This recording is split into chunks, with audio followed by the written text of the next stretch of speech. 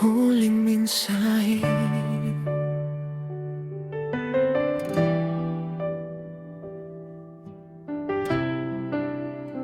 Nakatidig ako sa ating lumang usapan. Binabasa ang mga salitang minsan naging tahanan. Mga ingat ka at mahal kita. Ngayon ay alaala na lang sa aking telepono. Ilang beses kong tinangkang magsulat, pero bawat salita'y nauuwi sa pag-atras. Hindi ko alam kung dapat pa bang sabihin ang mga bagay na matagal kong kinimkim. Kaya bago ko tuluyang isara ang pintuang matagal kong hinihintay, hayaan mong sabihin ko muna ang huling mensaheng galing sa puso ko.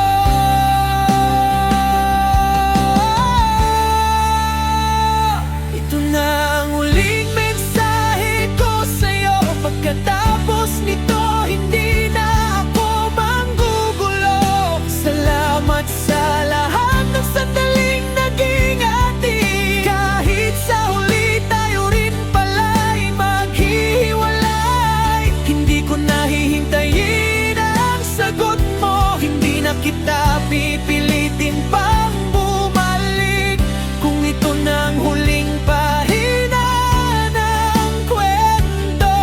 Paalam, at sana maging masaya ka sa iyong bukas. Naaalala ko pa ang unang kumusta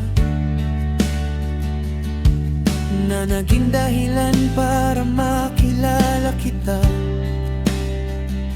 Mula sa simpleng usapan hanggang sa pangarap, hindi ko akalaing darating ang araw na lahat ay matatapos. Ngayon kahit online ka, hindi na ako sumusulat, dahil alam kong hindi na tulad ng dati ang lahat. Masakit man ang katahimikan sa pagitan natin, mas masakit sigurong patuloy kang habulin. Hindi ko hinihingi ang dati nating tayo, hindi ko rin hinihingi na mahalin mo ako. Gusto ko lang magpasalamat bago tuluyang mawala ang ating komunikasyon.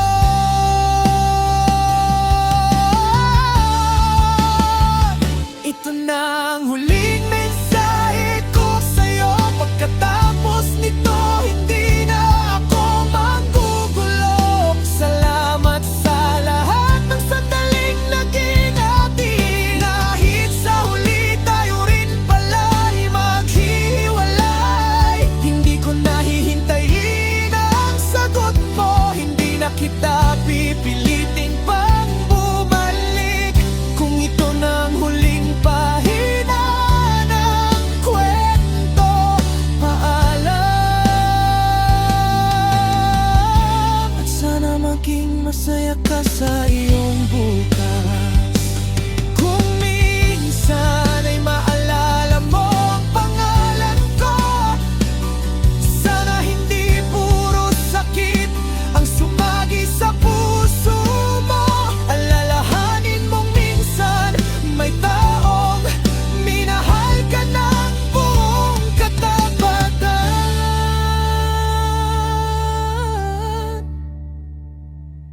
At kung hindi na tayo muling mag-usap, tatanggapin ko kahit mahirap.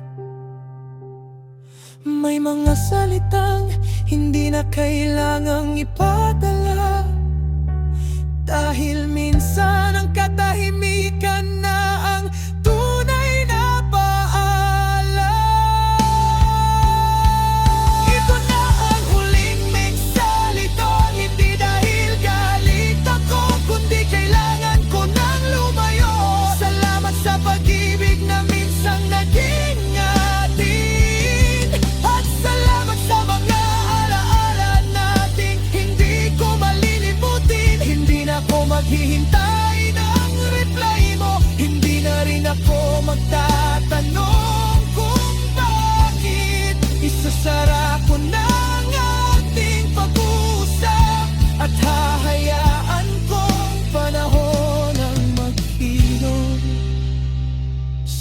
sakit. Ito na ang muling mensahe, huling salita, huling ingat ka. Kung hindi na tayo muling mag-usap, sana alam mo, minahal kita ng totoo. Paalam.